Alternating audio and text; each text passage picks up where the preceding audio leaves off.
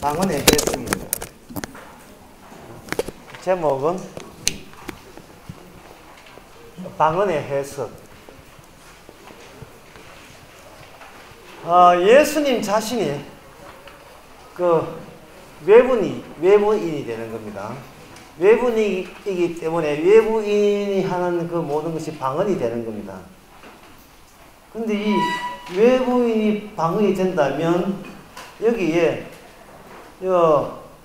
이 세대 또는 인간 세상, 쉽게 해서 인간 세상, 이 세상에서의 예수의 말씀은 알아듣지를 못하죠. 알아듣지도 못한다는 게 결정적인 것이 바로 예수님의 십자가 죽음을 통해서 알아듣지를 못합니다. 알아듣지를 못한다면 성령이 오셨다는 것은 무엇을 의미하느냐? 저 남태평양에 가면 이스라는 섬이 있어요. 그 이스라에 큰 돌로 만든 모아이라는 거성이 있는데 그 모아이의 거성을 한번 그려보면 이렇습니다.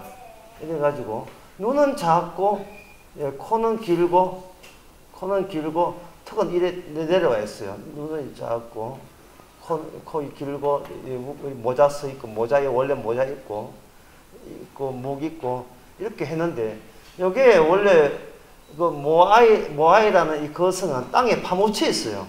그럼 실체는 이렇게 땅이 이렇게 있겠죠. 그 이스트 섬이라는 그 종족은 이거 만든다고 이게 한 6,000개 되는데 6,000개 되는 이거 만든다고 나라 망했어요. 나무를 다 잘라내가지고 망해버린데 이렇게 할 때 머리는 외부에 나타나 있지만 몸체는 이게 흙 내부에 이렇게 연결되어서 여기 있습니다. 그러면 방언이라는 것은 뭐냐 하면은 주님은 안 보이지만 그 주님과 연결된 이쪽에 속한 사람들이 이 방언을 이제 성령을 통해서 방언을 하게 되죠. 방언이라 하는 것은 내용이 전혀 다르기 때문에 못 알아듣는 이야기다. 살고자 하는 세상에 죽음을 앞장세운다는 말이 됩니까? 말이 안 되죠. 어떻게 하면 우리가 살 수 있습니까가 통용되는 언어에 담긴 의미인데 언어에 담긴 의미거든요. 어떻게 살 수 있습니까? 항상 언어라 하는 것은 언어에서 이런 단어의 의미를 할 때 그 의미를 하는 것은 인간 여기 주어가 나라는 걸 중심으로 해서 단어를 펼치거든요. 나라는 중심으로 해서 단어를 펼치게 돼 있어요. 이거 이야기하면 더 복잡해서 굉장히 몇 시간 가야 되는데 의미를 압축시켜서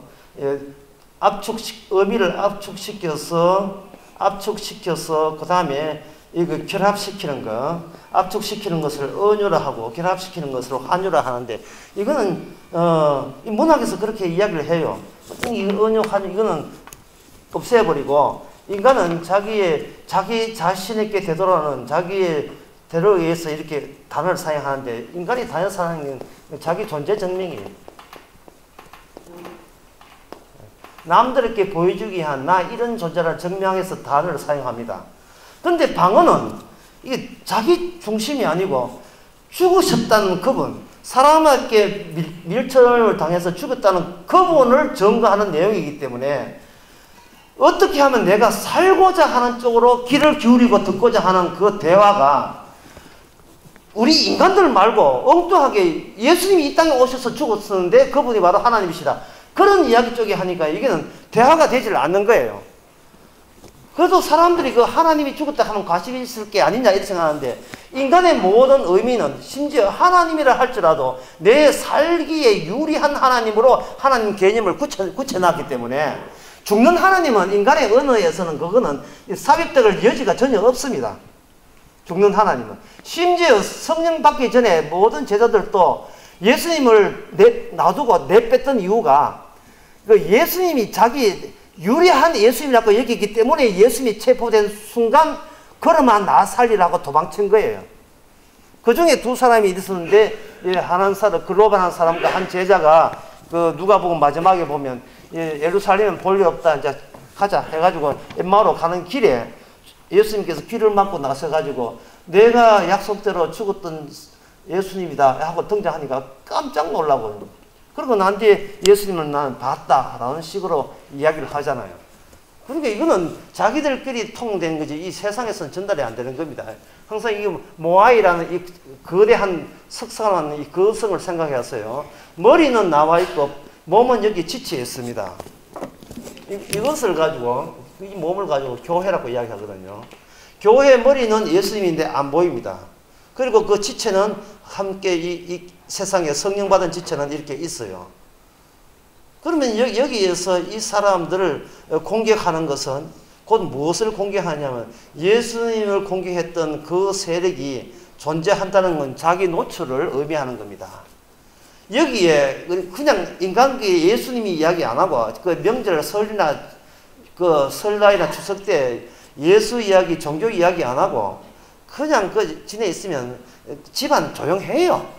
정치 이야기 안 하고 종교 이야기 안 하고 하면 해가지고 정종만 사오고 고스다 치고 집에 가면 돼요. 아무 일 없는 데 갑자기 그 좋은 분위기가 마지막 고스톱 치면서 끝나고 난 뒤에 심심해가지고 니 요새 어느 교회 나와 이래 되면 그거는 집안 사단 나는 거예요. 엄마는 울고 나 이러려고 내 자식 안 나왔다고 울고 나는 너희들이 서로 화목한 게 다 좋다고 울고 여기 복음 많은 사람은 그러니까 예수님께 처자식을 보이라 했지 뭐 이렇게 해가지고 또 자기 정당화 시킨다고 또 성경 공부하고 이 집안 꼴이 엉망되었어요.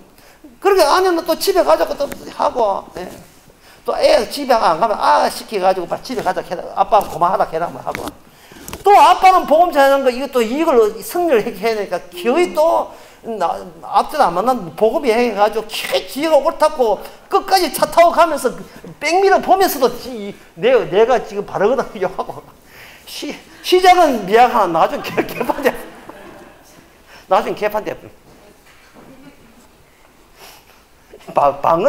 방어를 터뜨릴 자리 보고 터뜨려야지 아무데나 걔한테 진주 준 거예요. 똑같은 거예요.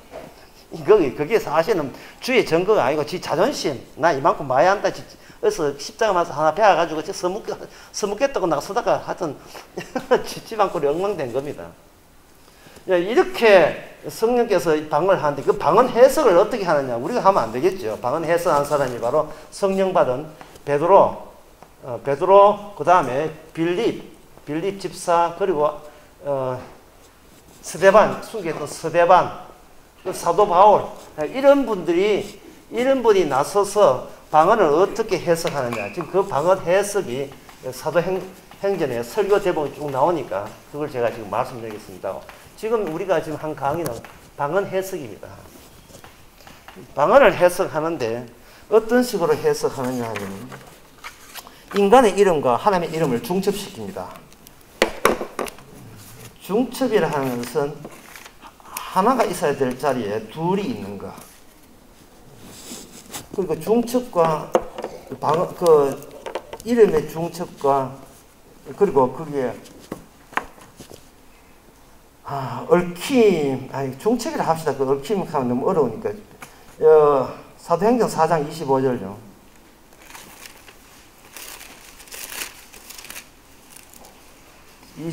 보면 사도행전 4장 25절에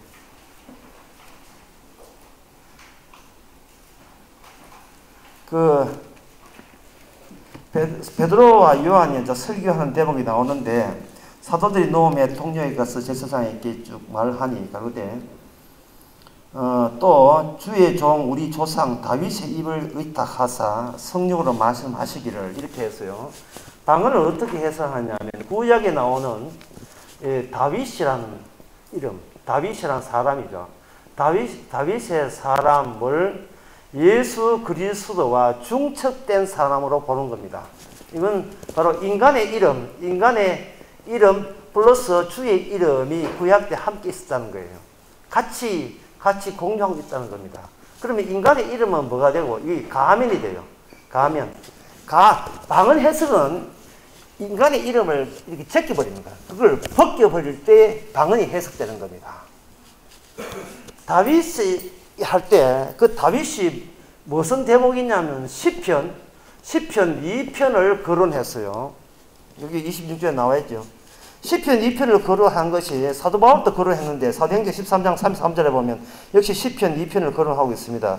먼저 사도행전 25장에 나오는 그 다윗의 일을 의탁하사 성령으로 말씀하시기를 이렇게 해서 먼 거리에 있는 전혀 시대적으로 뚝 떨어져 있고 뭐 공간적으로 물러 떨어져 있고 시대적으로 떨어져 있는 그 다윗 시대와 BC 그 기원전 900년 다윗 시대와 그 이후에 900년 이후에 예수님 세대가 서로가 같이 중첩 또는 얽혀 있다 이렇게 이야기하는 겁니다. 물리학에서 양장 얽힘, 중첩이라는 용어가 있거든요. 그거는 뭐냐 하면은 여기서 일어나는 것과 저기서 일어나는 것이 멀리 떨어져서 독자적으로 두 입자가 독자적으로 행동해도 사실은 전부 다 원인 결과로 엮여져 있다는 겁니다. 내가 이거 매직을 이렇게 하게 되면 내가 매직을 던지는 동시에 윤영에 있는 어떤 강아지가 짖고 있다 이하고 똑같은 거예요. 전혀 관계 없는데 두 양자 세계에서 얽혀 있는 걸 가지고 그걸 얽힘 같이 있는 걸 중첩이래. 양자 중첩 가지고 양자 그 컴퓨터를 만들거든요. 서로 동떨어진 시대인데 동일한 시대로 보는 거죠. 성령이 다윗과 함께 있었다는 겁니다. 성령은 다윗은 뭐냐? 예수님 얘기거든요. 다윗이 예수님과 함께 있었다는 겁니다. 그럼 함께 있으면 그렇게 함께 있을 때 다윗의 가면을 벗게 돼. 다윗의 가면을 이렇게 확 벗겨버리면 그 안에 누가 등장하겠어요? 성령님이 일하는 거, 예수님이 일함이 그 안에 들어있다는 겁니다. 이거 엄청난 해석이에요. 그럼 인간은 뭐냐?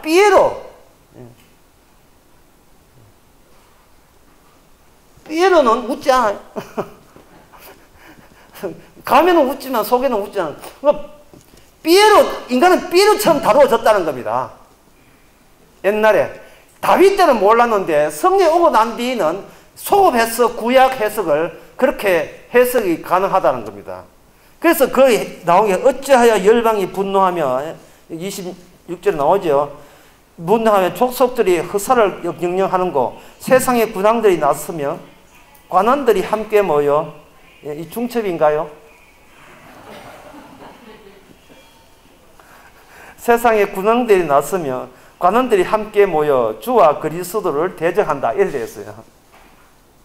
시편 2편에 보게 되면 여기에 진짜 과연 그러한가 하여 시편 2편을 우리 잠시 한번 보겠습니다. 시편 2편에 뭐라고 되어 있는지요. 어찌하여 열방이 분노하며 민족들이 허사를 격려하는고 세상의 군왕들이 나서며 관원들이 서로 꾀하여 여호와 그 기름 부은 자를 대적하며 우리가 그 맨 것을 끊고 그 결박을 벗어버리고자 하도다. 언제? 다윗 시대에 아니 언제 이게 언제 완료되는가? 예수님이 십자가 죽을 그 시대에 이게 완성이 된다는 겁니다. 시간의 거리는 무시하자는 겁니다. 이거 모든 게 현재라는 거죠. 천년이 하루같이, 하루가 천년같이. 주님의 성령 안의 시간은 무슨 말씀이 던져졌는가 중요하지 얼마나 시간이 흘러가느냐는 의미 없어요. 얼마나 시간이 흘러가느냐는 그건 의미 없습니다. 다윗이 죽든 말든 어차피 다윗은 가면이 삐에로에 지나지 않습니다. 그냥 마스크예요, 마스크. 그러한 마스크 역할을 또 누가 했느냐 하면은 사도행전 7장에 나오는 사도행전 7장에 나오는 스데반 집사가 또 똑같은 걸 합니다. 그건 다윗이 아니고 모세를 두게 합니다. 사도행전 7장 37절에 보면 이스라엘 자손을 대하여 하나님이 너와 형제 가운데서 나와 같은 선지자를 세워라 한 그 자가 곧 이 모세라 돼서 모세라는 마스크를 확 벗겨버리면 그 안에 예수님 들어있어요. 나와 같은 선지자 자체를 해버리면 진짜 선지자 모세에게 예언했던 진짜 그 원형의 선지자는 모세 안에 함께 있었다는 겁니다. 그래서 어떤 현상이 되느냐 모세가 가는 곳마다 소위 이스라엘을 본 자손들이 모세를 잡아먹듯이 쥐 뜯듯이 그렇게 반항과 반항을 연발했다는 겁니다. 그렇다면 지금 이 베드로가 그 당시 사람들에게 이 방언을 해석을 하고 이게 설교죠. 하나님이 이건 아까 모아이 여러분 이게 이미지 머릿속에 이게 심어놓기 바랍니다. 모아이 할 때 보이지 않는 주님의 그 주님을 자기 존재를 증명하기 위해서 지상에 자기 백성들을 깔아놓고 얼토당 시간과 공간을 능가하는 다른 해석을 내버리는 거예요. 이 점에 대해서 제가 지난 주일 낮에 그런 이야기했습니다. 인간의 몸과 예수님의 몸 사이에 그걸 두르고 있는 시간과 공간의 개념이 달라요. 인간의 몸을 위해서 하는 시간과 공간의 개념은 과거로부터 현재 미래로 계속 가는 것이 시간이고, 공간이라 하는 것은 어떤 평면한 지점에 이 점이 있다가 이 지점이 있다가 이것이 차이가 난다는 것이 인간의 몸입니다.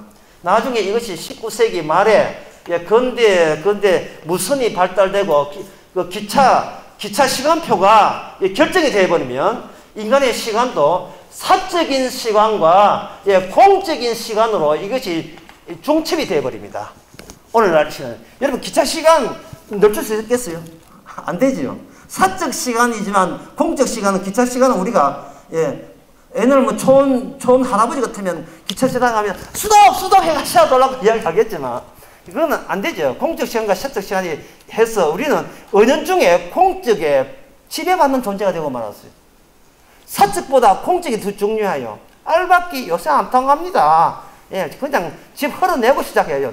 그건 나중 문제예요. 궁중족발 안 돼요. 5년 있으면 계약 끝난 거예요. 괜히 흉기 그려다가 휘둘리지 마세요. 궁중족발 모르죠? 5년 계약되면 집주인 바뀌면 나가야 돼요. 그것이 유지돼야, 공적인 시간과 공간이 유지돼야 질서가 국가 권력이 유지되거든요. 사적인 것은 인정 안 돼요. 인정과 동정이라 하는 것은 이런 새로운 인간의 몸을 두르는 여기 공적인 것이 되지 않습니다. 그래서 인간의 몸은 아예 비누방울 이중돼서 하나의 비누방울, 사적인 비누방울과 공적인 비누방울. 어쨌든 인간의 존재를 하는 것은 주변에 비누방울 같은 것을 계속해서 형성시킨다는 사실. 혼자 가는 게 아니에요. 동그란 것이 나를 따라가고 있습니다. 쉬운 예를 들게 되면 자기가 몸에 있는데 자기 차가 저기 있어요. 어떤 사람이 자기 차를 가면 툭 건드렸어요. 그러면 왜 내를 건드렸는데? 이래가거든. 차 건드렸는데 그 차 내 차거든. 차라는 것은 나의 그 신체가, 확장된 신체가 차예요. 처음에 운전할 때는 벌벌 떨어 뒤에 봐야 돼, 앞에 봐야 돼, 다 봐야 되고 뭐 브레이크 해야 되지만 나중에 좀 더 운전도 한 10년만 해도 이 팔이 누팔이냐? 핸들이 내 팔 같아. 그냥 아무 생각 없이 가는 거예요. 만약에 10년 운전했는데 아직도 핸들 이렇게 생각한다면 사고 납니다. 그저 내 몸이다 이렇게 생각하고 그저 가는 거예요. 자식도 마찬가지고 인간은 자기의 육체가 점점 더 확장되는 겁니다. 그래서 데이트 폭력이 생겨나는 거예요. 가방 사줘, 여행 비용 다 대줘, 다 음식값 다 내서 카페 커피값 이렇게 쓰는 거 스테이크 값 다 내줬는데 어느 날 와가지고 사랑은 움직이는 거야 해가지고 난 다른 남자 만나 딱 하면 좀 배부르죠. 뭐 다 해줬는데 나중에 나는 이제는 치료해 아이고 너무 질척대지 마 이래가지고 예쁜 막 남자가 성질해가지고 좀 배부른 건데 그동안 미쳐버린 건 다 날아갔으니까 자기 몸에 소유물로 생각하거든요. 인간은 행동하게 되면 그냥 있는 것이 아니라 행동이 자기의 소유의 확장, 비누방울의 확장으로 계속 연결되게 되어 있어요. 그래서 이 가정이라는 것이 그만큼 위험해요. 주님한테 위험해요. 근데 주님의 몸에도 마찬가지 새로운 시간과 공간이 여기 있습니다. 여기는 시간의 중첩, 공간의 중첩이 되어가지고 천년이 지나든 뭘 하든 간에 어디에도 주님이 함께 계심이 되는 겁니다. 어디에도 함께 계심이 되어서 인간의 몸은 자기의 존재 증명, 내 잘났다는 거, 자기의 예수님께서는 어떻게 하나요? 자기 존재 증명하는 겁니다. 사도행전의 이 내용에서 사실은 가장 어려운 대목 중에 하나가 뭐냐 하면 왜 풍랑이 있느냐 하는 겁니다. 사도행전 마지막에. 사도 바울을 잡아놨으면 곱게 로마에 보내지 왜 풍랑이 일어나느냐 하는 그 문제입니다. 풍랑 없이는 왜 이야기가 안 되었을까? 풍랑 없이는. 스데반 집사의 돌 맞아 죽는 것도 마찬가지예요. 스데반 집사가 그냥 설교해도 그냥 어디 감옥소에 갇혀서 죽어도 되는데 현장에서 돌 맞아 죽어요. 왜 풍랑이 일어나는가? 스데반 집사는 돌 맞아 죽음으로써 모아이 바로 스데반 집사가 죽음을 통해서 자기 마스크가 벗겨지는 진짜로 남의 인생을 나는 그만 살래라고 외치면서 아이고 그동안 갑갑했어. 예, 갑갑했어. 이제는 이 몸을 좀 이렇게 벗기고 싶어. 예? 미션 임파서블. 폴드 아웃. 가면 가지고 어른들이 가면 노래 하는 미스 인서와피 영화 아닙니까? 이제는 그 가면을 이렇게 벗기고 싶어요. 그 영화 그 미션 임파서블요. 그 제5전성 해가지고 1960년대. 야, 그때 죽이십니다. 재미가. 세상에 그것이 재미있는 그 드라마가 없었어요. 제5전성이거든요. 처음에 나오는 것이 이게 띵띵띵띵띵 스냅을 해가지고 5초 후에 이 테이프는 파괴됩니다. 완벽해. 그거는 실패도 없어요. 뭐 뛰는 것도 없어. 그냥 알아서 닿습니다 했어요. 그게 나중에 영화대가 미스 임파서블인데 이 이상의 이야기가 영화 스포일러만 빠져보는데요. 스데반 집사님은 답답했던 거예요. 자기 주인이 따로 있는데 몸은 자기가 되니까 후딱 이 마스크를 이제 확 그 미션 임파서블 주인공 이름은 뭡니까? 예? 아 이렇게 이제 앞에서 그 진짜 이걸 마스크를 그만 쓸래 이제 몸은 주님 거고 이 안에 내용물은 주님 거고 껍데기는 나고 이것이 인간의 이름과 주의 이름이 중첩이잖아요. 다윗도 마찬가지고 스데반 집사도 마찬가지고 스데반 집사 죽을 때는 그냥 그 적시로 스데반 어딨지 하고 그냥 주님께서 이제 벌떡 일어나서 스데반을 영접했지만 사도 바울 같은 경우에는 죽지를 않습니다. 죽음보다 더 센 게 뭐냐면 환란이에요. 환란의 중간 가운데 주님이 자기의 죽음으로써 거기에다가 자기 자리를 마련하는 겁니다. 풍랑 가운데 죽일 것이 덤벼드는데 그 죽임마저 이겨내지 못한 그 고유의 자리, 그 자리에 사도 바울과 주님이 함께 있었던 겁니다. 그건 왜냐? 마스크를 벗을 때 다윗과 모세 같은 경우는 달라요. 신약에 와서 드디어 성령이 오게 되면 마스크를 벗길 때 중첩된 인간이 드디어 자기 역할을 다 했을 때 주께서 제시하는 그 가시적인 현상은 바로 죽음입니다.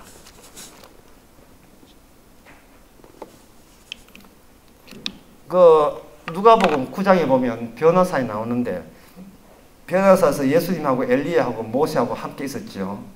그럴 때 모세 엘리야가 예수님하고 대화하는 그 내용이 뭐냐면 예수님은 언제 죽습니까? 하는 이야기입니다. 자, 예수님이 죽으면 그들이 사느냐? 그들은 이미 예수님 이전에 예수님의 그 대리 이미지로 역할을 해가지고 죽을 고생했어요. 모세도 그렇고 엘리야도 그렇고. 그런데 누가 그렇게 괴롭혔더냐 하는 겁니다. 그걸 우리가 아까 사도행전 4장을 다시 봅시다. 사도행전 4장의 26절에 보면 25절 26절 어찌하여 열방이 분노하며 족속들이 헛살을 격려하는고 세상에 군환들이 났으면 관원들이 함께 모여 주와 그리스도를 대적한다 이렇게 되어 있는데 다윗을 누가 괴롭혔느냐 하는 겁니다. 여기 지금 방언 해석하는 거예요. 다윗을 누가 괴롭혔는가? 다윗을 괴롭히는 자는 여기서는 이방 민족이라고 되어 있잖아요. 그 시편에 보면. 근데 신약에 오면 이방 민족이 이게 이방 민족의 정체가 바뀌어져요. 옛날에 시편에서는 다윗이 속해 있는 나라 이스라엘 대 그리고 이스라엘 외의 이방 민족 예, 이렇게 되는 겁니다. 이렇게 해서 그래서 대치 단계에 있었고 이스라엘을 통해서 하나님이 메시아가 이렇게 온다고 되어 있는데 지금은 어떻게 되느냐 하면은 이스라엘이라는 이름이라는 이방 민족, 이스라엘 이름의 이방 민족이고 여기는 뭐가 있느냐 하면은 이스라엘 민족에서 밉상받고 추방된 사도들 이렇게 돼요. 그러면 결국은 이방 민족은 어떻게 속하는가? 이방 민족은 누구하고 결탁이 되느냐 하면 이스라엘과 같이 결탁이 됩니다. 본디오 빌라도에게 고난을 받아서, 사도신경 그대 있죠. 본디오 빌라도에게 고난을 누가 넘겨줬는가? 유대인들이 예수님 죽이라고 사형시키라고 넘겨주었어요. 그러면 권력을 권력께 넘겨준다는 건 이건 종속을 의미하는 겁니다. 종속을 의미해요. 그래서 이스라엘은 뭐가 없느냐 하면은 바로 주의 이름과 인간의 이름의 중첩이 이쪽에 이방 민족한테는 이게 없어요. 이게 없고 사도들에게는 지금 마스크를 쓴 거예요. 예수님의 마스크를 쓴 거예요. 예수님이 아바타가 된 거란 말이죠. 그러니까 사도들에게는 이게 중첩이 되었으니까 보기에는 멀쩡한 같은 인간이지만 안에 예수님이 들어있으니까 사도들에게 이 이방 민족의 고난을 제공하도록 사도들을 몰아세움으로 말미암아 이 예수님을 죽였던 그 세력, 그 권력이 여전히 살아있다는 것을 보여주는 겁니다. 아까 그 이스트 섬에 모아이 거성을 다시 한번 그려볼까요? 모아이 거성에 얼굴이 삐딱가 있고, 이 턱이 왜 그렇게 긴지 모르겠어요. 이렇게 있고, 흙에다가 이렇게 묻었을 때에, 여기는 이제 말짱한 주님께서 부활하시는데 말짱한 청청, 바람 솔솔, 시원한 바람 부는 다음에, 여기는 뭐냐면, 모기한테 뜯기는 거예요. 몸은 말짱한데 밑에서 온 창으로 모기로 잡벌레로 숱이 되는 겁니다. 그러면 누가 아프냐 하면, 주님이 아파요. 네가 아프냐? 나도 아프다. 드라마인데 그 가사에 그런 게 있어요. 어떤 그 내용에 보면. 네가 아픈 것이 곧 내가 아프라. 내가 아파. 그러나 참아라. 왜냐하면 너는 뜯길만 하니까. 죄인이기 때문에. 죄인이기 때문에. 주님께서 심지를 칩을 씹어 놓으니까 내 몸이 아니고 예수를 공격했던 그 잡벌레한테 이상하게 뜯겨지는 그런 운명이 되어버렸어요. 누가? 이 사도들이. 그 사도들이 그걸 뜯기면서 뭐 하냐면 이렇게 된 것은 예수님 때문에 너희들이 있어 죽음을 당했다가 살아나신 그분 때문이라고 하니까 다른 사람한테 뭐 알아듣는 거예요. 그게 방언이에요. 알아듣지를 못해요. 방언을 통역한 것도 방언이에요. 방언을 통역한 것도 방언입니다. 방언이라 하는 것은 외국말. 외국만의 개념이 이제는 저 초월적인 하늘나라의 말이 되는 거죠.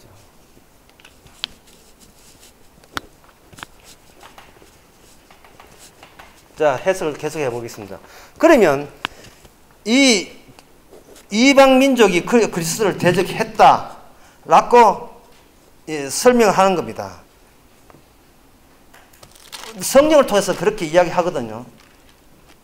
그러면 방금 이 모아이 이 이미지를 달리 다른 이미지로 비슷한 이미지로 한번 바꿔보겠습니다. 여기에 물고기가 이랬는데 물고기가 이랬어요. 물고기는 자기 세계가 자기가 지금 여기에 그냥 존재한다 생각합니다. 근데 물고기가 가끔은 물 위에 올라가요. 물 위에 이렇게 올라가서 세상을 바라보면 나는 그 더 넓은 바다 가운데서 살았구나 하는 것을 물고기 위에 올라가서 쳐다보니까 저기도 물고기 올라오고 내가 저기 또 있네. 여기도 물고기 올라오고 그러니까 이 세상 권력에 잡혀 있는데 나만 구원받다고 생각하는데 여기 펄떡 뛰면서 저기도 펄떡 뛰는 게 있죠.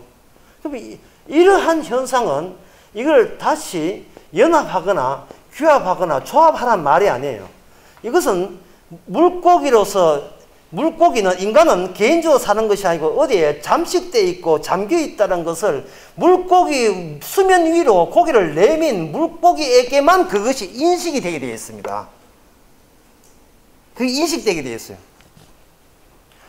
예수님이 고난받아서 벌쩍 올라가니까 이 세상 전체가 예수님을 죽이려고 했던 악마의 세력에 전부 다 악마의 세계라는 바다에 잠겨 있다는 것을 여기에서 가끔 튀쳐나오는 물고기에 의해서 이게 증거되는 거예요.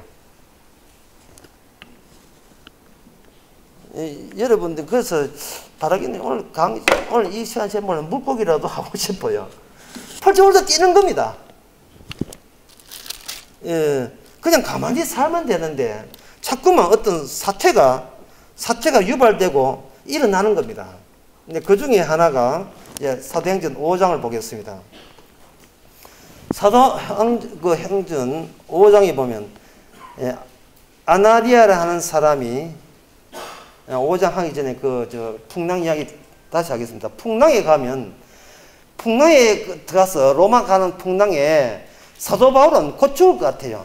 배는 다 부서졌죠. 이거는 살 여망이 없어요. 없는데 사도 바울은 살아있어요. 그것은 뭐냐면 사도 바울을 살리기 아니라 사도 바울의 복음을 살리기 위해서 주께서는 사도 바울을 보호해 줍니다. 그런데 우리 생각에는 보호할 생각하지 말고 아예 바다가 잔잔했으면 더 좋아할 게 아니겠어요? 안전뱅이가 사도행전 3장에 성진문이 안전뱅이가 예수 이름으로 낫게 했잖아요. 그런데 안전뱅이가 낫겠을 때는 걷게 됐으면 굉장히 기쁘지만 돌이켜서 한번 생각해보세요. 아예 처음부터 멀쩡했으면 더 좋았을 게 아니냐요. 멀쩡했으면 그런 생각 안 해봅니까? 결국 이거는 한 사람을 기분 좋게 하기 아니라 그 안전뱅이와 나는 그 사이에 뭐를 아느냐 하면 나는 이제는 걷게 되었다가 되게 아니라 나는 죽음의 세계, 악마의 세계, 예수님을 공격하는 세계에 내가 잠겨 있구라는 것을 이렇게 예수 이름으로 믿는 순간, 펄쩍 보는 순간 이 세상 전체를 볼 수 있는 계기를 안전뱅이가 얻은 거예요. 몸이 나은 게 문제가 아니고 예수님이 함께 있다는 것을 인식하는 그것이 최고다 이 말이죠. 그 다음부터 내 몸 낫다를 전가하는 게 아닙니다. 뭐라고 하냐면 주님은 살아계시다. 주님은 살아계시다. 주님은 살아계신데 그 앞에서 나는 살아있다고 하는 것은 역겨운 것이다. 그걸 전가한다 이 말이에요. 살아있다고 이야기하지 마. 그래서 만약에 죽어 있는데 만약에 정 살아있다고 이야기하거나 이렇게 이야기해라. 나는 죽었는데 죄송합니다. 나는 죽어 있는데 예수님이 내 안에 살아있기 때문에 그런 조건 하에서만 나는 살아있다 라고 이야기를 해야 돼요. 문장이 조금 길어요. 그냥 내가 살았다 죽었다 가능하면 될 텐데 나는 죄인이다 그러면 되는데 나는 죄인 맞는데 내가 의인되는 조건은 내 안에 죄인 말고 죄인과 함께 계시는 주님이 계심으로 나는 의인으로 인정받는다 하나님 앞에서 그렇게 하면 되는데 문장이 좀 긴 게 여기 단점이에요. 그래서 뒤에 거 떼내보고 그래 나 죄인이야 이렇게 하면 아주 간편할 수가 있습니다. 간편해요.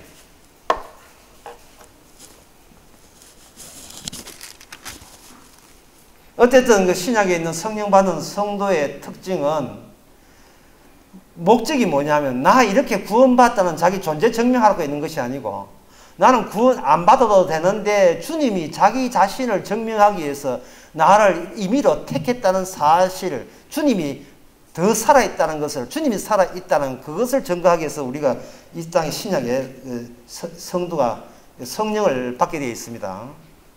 그런데 구약에서는 다윗이 그냥 주님과 함께 여러 가지 고생은 하지만 신약에서는 고생이 문제 아니고 우선 이미 죽었다는 것이 구약의 차이점입니다. 구약에서는 이렇게 다윗이나 모세가 죽을 뻔했지만 신약에서는 이미 죽었어요. 이미 죽은 자로서 죽은 자기 때문에 풍랑 일어서 그게 죽어도 그건 당연한 거고 산 게 오히려 이상할 정도로 그런 식으로 계속해서 사도 바울을 몰아세웁니다. 그래서 사도 바울은 자기가 죽는 게 소원이라고 이야기해요. 이 답답한 맛, 이 더운데 날씨 40도 오는데 이 답답한 서버에 확 벗기고 싶지요. 내 것도 아닌데 그걸 남은 왜 쓰느냐. 자기가 자기에게 탕이 되는 겁니다. 그 다음에 5장 봅시다. 아나니아 사람이 있는데 그 안에 삽비로와 더불어 소유를 팔아서 그 밭을 얼마나 감추매라고 되어 있어요. 여기서 사도행전 4장 마지막에 보면 저번에 이야기했지요. 구브로 사람 바나바가 그 밭을 가지고 사도 앞에 발 앞에 뒀다는 그것과 대조를 시키는 겁니다.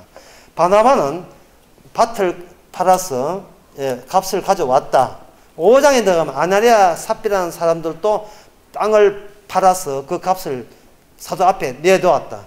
그 차이가 없지요. 둘 다 값을 내놨으니까. 그럼 값을 왜 놓아놓냐?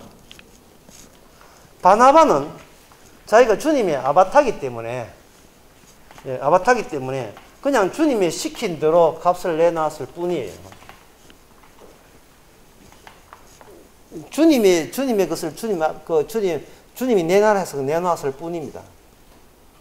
그 과정에서 따로 주의 이름과 내 이름에서 내 이름이 삭제되는 그 순간에 주의 이름이 등장하거든요. 이 바나바는 아낌없이 내 이름을 제거했어요. 그 순간에 주의 이름을 드러냈습니다. 그런데 그 뒤에 나오는 아나니아와 삽비라는 내 이름을 지어야 되는데 반만 지었어요. 내 이름을 지어야 되는데 이게 중간에 끊었어요. 반은 지우고 반은 주의 이름하고 내놓는 겁니다. 근데 이 주의 이름이 드러내기 위해서는 마스크를 다 벗어야 되는데 반만 이렇게 딱 헤미니까 얼굴은 주님인데 이 아래 턱 쪽에는 지 수임이 났단 말이죠. 괴물이죠. 이상하죠. 그래서 여러분 아시다시피 이 부부가 작당해가지고 땅을 반값을 내서 했더니만 베드로가 그걸 알고 네가 사람을 속이는 것이 아니고 그게 사람 이름이에요. 사람을 속이는 게 아니고 4절에 하나님을 속여. 이게 주의 이름입니다. 주의 이름에 의해서 네가 사람의 이름으로 회방절을 했다는 거예요. 그래서 둘 다 죽었다는 이야기잖아요. 그럼 처음부터 안 내면 어떻게 하는가? 처음부터 아예 한부터 안 내면 안 죽었죠. 안 내면 안 죽었죠. 그럼 처음부터 내지 말걸. 안 낼 수가 없어요. 왜냐하면 자기 이름이 인간의 이름이 가만히 있지를 않는 이름이거든요. 인간은 자기 이름을 자기 존재 증명하기 위해서 자기 행동에 나서게 돼 있어요. 정신처럼 가만히 있는 게 인간이 아니거든요. 어디 꼭 지 자랑질하고 표를 내서 나 여기 있어요, 나 봐주세요 하는 그 본능이 있는 겁니다. 그 본능인데 해필 절에 가서 안 하고 교회 가서 한 거예요. 사도 앞에서 저 현금 내는 모습이 아름답지요, 참 이쁘지요, 참 자랑스럽지요 하고 그 낄낄대면서 낸 겁니다. 여기서 그 5장에서 뭐라고 사도 베드로가 뭐가 이야기하느냐면은 이랬어요. 3절에 보면 베드로가 가로되 아나니아야 어찌하여 사단이 내 마음을 가득하여 내 성령을 속이고 이렇게 했어요. 여기 갑자기 사단 악마가 나옵니다. 악마. 제 처음에 두 번 시간에 했죠. 그 악마의 특징은 뭐라고 합니까? 악마의 특징은 주님을 알면서도 치료받기를 거부하는 것. 정신병 환자 중에 굉장히 많습니다. 그리고 잠재적 정신병 환자의 현대인도 마찬가지고. 자기가 뭐가 모자라고 이게 뭐가 병인지 알면서도 절대로 병은 안 가요.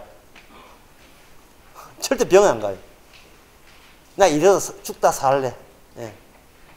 특히 누가 하느냐, 연세 많은, 적어도 70 이상 된 사람들은 70에서 80, 90 가면 여기 무슨 지수가 상승되었냐 하면 고집 지수가 급상승. 이것도 이래저는 게 아니고 y = x가 아닙니다. 완전히 y = x j 자승 완전히 이래 올라가요. y = x 자승 플러스 bx 플러스 c. 급상승해요. 70대 고집 따르고 80대 고집 따르고 90대 고집 달라요. 그게 뭐냐면 속에 있는 괴물이 점점 더 위세를 발휘한다 이래 보시면 됩니다. 그때 아버지가 아니에요. 70까지는 대화가 됩니다. 70대 있으니까 말 조심해야 돼요. 70대까지는 얼추 대화가 돼요. 80년은 대화가 안 됩니다. 90년은 괴물입니다. 90대 노인들에게 뭔가 인기라든지 품위를 얻고자 하시면 안 됩니다. 반 송장이고 반 인간이고 뭐 그렇게 보시면 돼요. 반인 반수.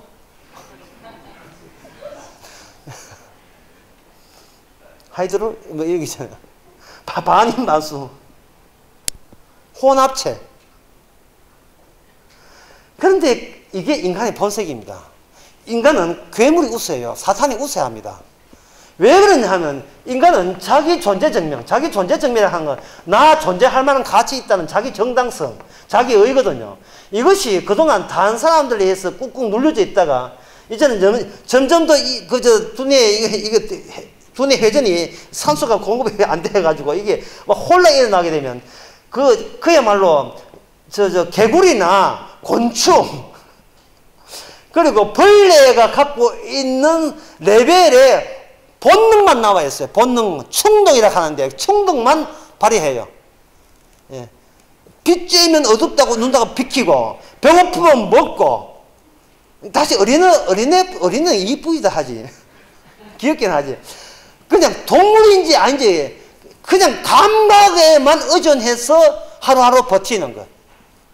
예. 그것들은 막 욕도 나오고요. 평생 욕도 하는 천심도 막 욕을 하고 이래요.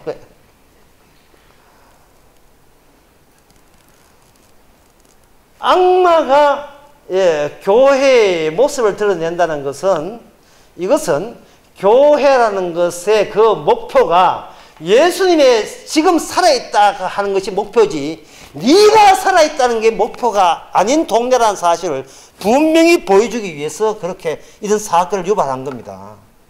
네가 살아있 반을 냈다는 것은 문제는 결정을 부부 둘 다 자기 존재 증명 우리는 뭐든지 선택할 자유가 있고 뭔가 결정할 자유가 있다는 그 자체로서 그 정도로 그만한 권한은 적어도 내한테는 있을 거야 라고 성금을 하면서도 헌금에 뭘 실었느냐 나는 정당하다 나는 존재할 만한 가치 있다를 헌금에다 실어서 이게 교회에 낸 겁니다.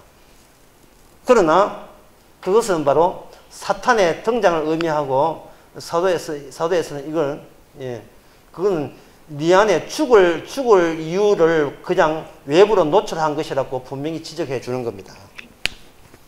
그것을 읽고 난 뒤에 그 다음에 8절에 보면 남편이 먼저 죽고 아내가 와서 또 거짓말 하니까 여기 9절에 보면 베드로가 어찌하여 꾀하여 주의 영을 시험하느냐 이래 있죠. 그래서 또 죽었어요. 부부가 한날에 사이좋게 아주 다정도 하여라 하자게 전부 다 같이 죽었어요. 이 부부가 원래 죽을 때 같이 죽는 것이 가장 다정한 부부거든요. 잘 살았다. 니마 요단강 혼자 건너지 마라 막 이래 하잖아요. 니마 강을 혼자 건너지 말고 같이 건너자 되는데 이렇게 부부가 같이 죽을 때에 이 대목을 보면서 이게 온 교회 이를 두고 크게 두려워한다는 거예요. 아니 이게 아주 즐거웁니다. 두려워하지 말고 기뻐해야 돼요. 왜냐하면 주님이 살아있다는 것이 빈말이 아니라는 거예요. 우리가 살아있는 것보다 더 확실하게 살아있다는 것을 죽는 사람을 통해서 알 수가 있는 겁니다. 자, 그렇다면 이 대목을 가지고 오늘날 교회 이 대목을 설교를 할 때 설교를 그냥 외형적으로 그냥 설교하게 되면 여러분 헌금하실 때 처음에 헌금하겠다고 결정한 대로 계속 줄곧 그걸 밀어붙여야지. 이틀 뒤에 일주일 뒤에 이제 교회 나와서 헌금 받을 2시간쯤 와가지고 좀 주위에 좀 깎읍시다. 갑자기 애가 아파가지고 수술비 필요합니다. 이런 식으로 하시면 여러분들은 하나님이 살아있기 때문에 여러분들은 자 죽습니다. 라고 목사가 설교한다면 그 설교 어떤 설교예요? 상당히 은혜로운 설교일까요? 언어 폭력이 될까요? 그리고 거기에 대해서 반박을 어떻게 해야 됩니까?